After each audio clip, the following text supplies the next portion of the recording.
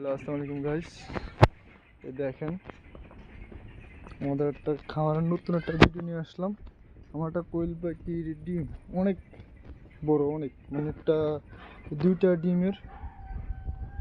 ডিমের সমান। দেখেন